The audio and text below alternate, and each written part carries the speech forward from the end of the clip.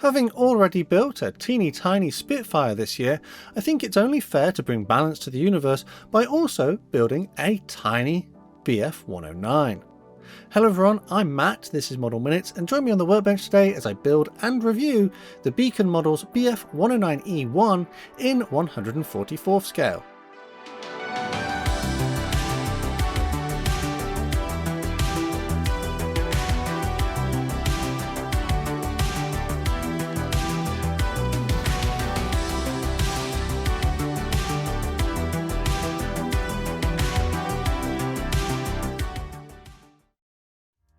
I've already taken a bit of a deeper look at the contents of this kit in a dedicated video. In this one I'll be focusing on what it's like to build, and rounding off with a review at the end. As usual, I'll pop a list of the products I used during this project on the screen here to give you an idea of the kind of things you might want to go and get if you've got something similar in the works. And without any further ado, let's get into it. As usual, I need to cut the parts that I need away from the sprue using my side cutters. This tooling does feature a small amount of flash, which does have to be carefully cleaned up with a sanding stick or shaved away with a sharp knife. The sprues do have extra parts as well, which replicate different variants of the Messerschmitt, so I'll have some spares to put in my spares box. Tamiya extra thin cement will be my glue of choice throughout this build, and the first step was to build up the small cockpit details. A control panel gets glued onto the cockpit floor, and then this gets installed inside of one of the fuselage halves. No pilot is provided, but Beacon Models does have a design for a 3D printed pilot figure which acts as a drop-in replacement.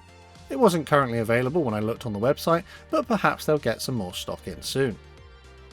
With the cockpit complete, the fuselage halves would be joined together. The fit is quite good despite the small scale. I need the early wing for my Messerschmitt, which features machine guns rather than cannons. It comes as a single piece and this is glued onto the fuselage. I would also add the cowling on the nose. The horizontal tail surfaces are a little bit fiddly to get into place, and it took a little bit of patience to get the small support struts in the correct holes. An aerial mast is installed behind the cockpit, and then I glued on the landing gear legs. The doors and the legs come as a single piece moulding, and I thought it would be easier to add them here rather than at the end of the build. I will, however, leave the wheels off until much later. The underwing air intakes and radiators were attached at this point in their slots. Turning my attention to the propeller, it gets glued onto its base plate and then the spinner attached over the top.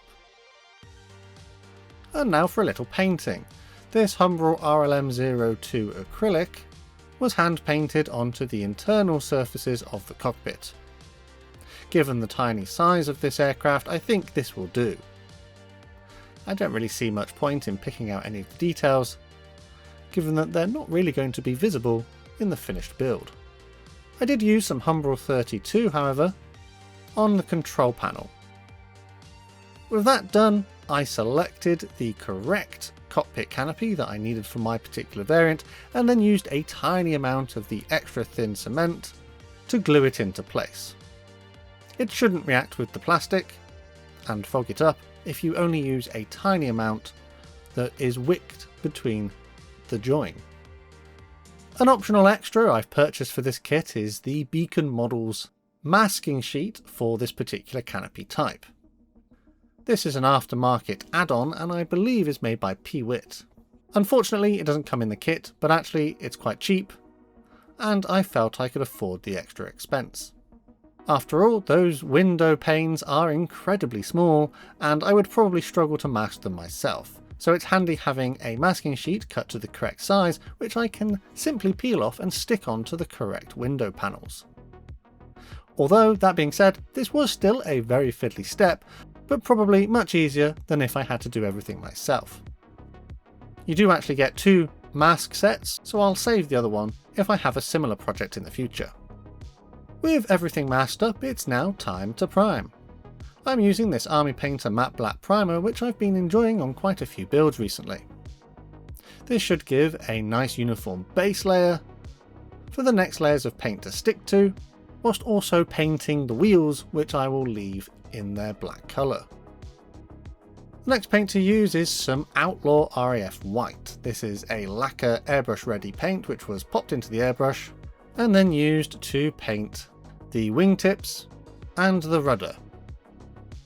I would also try and do a little bit of shading, but I don't really think it's going to show up in the finished build because I didn't really take too much care with this. I would mask the wingtip and the rudder, which need to stay white, and then I moved on to this Vallejo RLM 65. Again, another airbrush ready paint, but I do find adding a drop of thinner just helps to avoid any tip dry on the needle. This was sprayed onto the lower surfaces of the aircraft, and whilst I did try and preserve a little bit of that shading, I think in the end it's more of a uniform finish more than anything. But that's okay, it's such a small scale it probably wouldn't make too much of a difference anyway. With that done, I masked the lower surface and popped some of this RLM 63 into my airbrush. This is quite a simple paint scheme, seeing as it only really has one colour on the underside and one colour on the top side, which means I can make relatively quick progress here. Outlaw Yellow was painted onto the spinner of the propeller assembly. Whilst I would use this RLM 70 from Humbrol to carefully hand paint the blades. The RLM 02 from earlier makes a reappearance here, and having removed all my masks, I would carefully paint it into the wheel wells and onto the landing gear legs. Vallejo Black was used to carefully pick out the tyre on the tail wheel. The next paint is some gunmetal, and this was applied to the engine exhausts, which I did black base with a little bit of that Vallejo Black in the previous step. With all of that done, it's time to add a clear coat. You don't really need a clear coat underneath decals, but I did want to give them a nice smooth surface just to try and avoid any silvering. With that sprayed over the entire aircraft, I could select the decals that I need from the sheet and cut them into more manageable sections. You do actually get two paint schemes included in this kit, and I've opted to do the one used in Spain in 1938. The decals are printed by Cartograph and are to their normal quality. I was particularly impressed that you do get some stencils and things included too, and some of the small text is actually legible. These decals would be dipped into some warm water to help release them from the backing paper. And if you ever get confused with your cup of tea like I do in my workbench, don't make that mistake by using a dedicated brushwater mug. Check out my merch store to get your own one for your own workbench. The decal setting solutions I'm going to use in this project are from VMS. First up, the Set and Fix from the purple bottle would be painted onto the areas where the decals were going to go. Having already soaked the decals in warm water, they would be slid off the backing paper and carefully positioned. The decal application process, although a little bit fiddly, was relatively straightforward. I did have to take a great deal of care with the very fine transfers for some of the stencils, but I did find that the Set and Fix solution did help to soften them into the surface details. With the decals applied, some of the softener liquid would be brushed over the top to further enhance the effect, helping to give an almost painted on look to them. I did find, however, that there was a little bit indicated on the painting instructions that needed to be painted black at the wing roots, so some of the Vallejo paint from earlier made a reappearance here, and I carefully did this by hand. The satin varnish then makes a reappearance with the decals cured and was airbrushed over the entire aircraft. This is going to help seal the decals in and protect them in the next step. I'm going to do a small amount of weathering. I've got this Vallejo Game Wash, which is an acrylic product, and I decided to thin it down with a little bit of water. I just think it's a bit too powerful straight out of the bottle, so I'm going for a much more subtle shade. This was brushed over the entire aircraft and allowed to run into the recessed panel lines and other details. When that was dry, the next step was to add a matte varnish over the top of the aircraft. This should dull down that previous satin coat and give a more flat look to the paintwork. When that was dry, the wheels would be carefully added onto the landing gear legs, making sure to get the flattened edge flush with the ground, which should simulate weight pushing through the aircraft, into the tyres, and then the previously painted prop could be attached onto the nose. One extra little step I'm going to do is add a bit of rigging. I've got some of this fine elastic thread from Ushi, and a small amount of superglue would be used to attach it to the points at the top of the aircraft, one at the tail, allowing that to cure and then stretching it over to the aerial mast. This was quite a fiddly step, and I'm not entirely sure it's particularly visible in the finished build, but it's just a little extra detail. With the aerial wire added, I carefully peeled away those masks on the cockpit canopy. And I'm pretty happy with the results here. There wasn't really anything to tidy up. And it's at this point I'm going to call this particular build complete.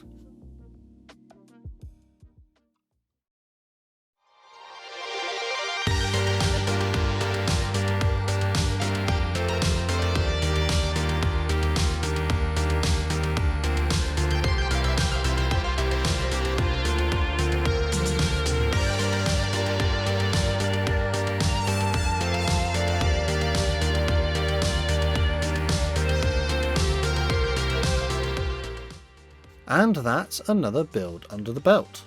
So as usual, I'll talk about some of the more negative aspects of this kit and then swing into the more positive elements. So probably the first thing to talk about is there is a little bit of flash in a few places, which for a fairly recent tooling you wouldn't quite expect, but it was quite manageable and didn't really detract from the build itself. The details as well, although very nice, are maybe a little bit chunky for the scale, but I imagine that's an area that Beacon models will address in their future new product releases. I don't think that the recessed details are too bad, given that you may end up hand painting some of these types of kits, and it will actually help to preserve them, as I have done in other projects. I've built this tooling a number of times actually, and I have painted them on occasion, and it does help to preserve the details when you hand paint this kit.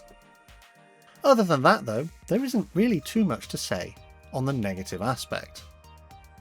Things I did like about this kit are that it's really quite simple to assemble, the level of detail is quite nice, it does come with a number of options such as having a blank spinner to simulate a spinning prop, it can have its wheels lowered or raised depending on your building preference, it doesn't come with a pilot but you could in theory get an aftermarket one, and there is the ability to purchase aftermarket paint masks for the canopy as well. I like that it comes with cartograph decals and the option of 2 different paint schemes included in the bag. At the time that I was reviewing this kit, it was available for £9.95, which I think is reasonably good value for money, and it is in line with the other kits in the Beacon models range. This was quite a quick project, and I did make a note in my modelling journal, which is a book that I've created specifically to keep track of what I do with my builds on my workbench, and if you'd like to get your hands on your own journals, you can check out the links below the video, and they'll help you keep a track of your own projects. But in here, I did say that this one took me just about a week to complete, but I was doing other things at the same time, and it was just nice to pick this up, do a little bit, and then put it back down, and then come back when I was ready to work on it. The simple paint scheme meant that this was pretty much a Mojo build, but I know that I have got a couple more of these kits in the stash in different variants, because you can get like an E3, E4, E7, and those ones have more complicated painting on them, which I'm not entirely sure I'm looking forward to doing, but I guess I'll have to look at them at some point in the future. For now though, I'm pretty happy with my finished build. Perhaps the upper paint colour isn't quite as light as it could be, but it was nice to do a slightly different Bf 109. I've never done one from this particular time period, so it makes a nice change from the versions I normally do. And with that, I think I'm going to leave this one here. What did you think of my build, and did you think my assessment of this kit was fair? Let me know your thoughts down in the comments. Don't forget that we do have a Model Minutes Model Club, and if you'd like to join the Model Club and get exclusive access to early videos and other perks, check out the links in the video description. Massive thanks to these Model Club members for the extra support they give the channel, helping me to create consistent content. There are other ways to help support the channel if you would prefer, but the best way to support the channel for free is by subscribing with notifications turned on so you never miss a modelling upload. Finally though, last thing to say is a massive thank you to you for watching this one, and I'll see you on the workbench again next time.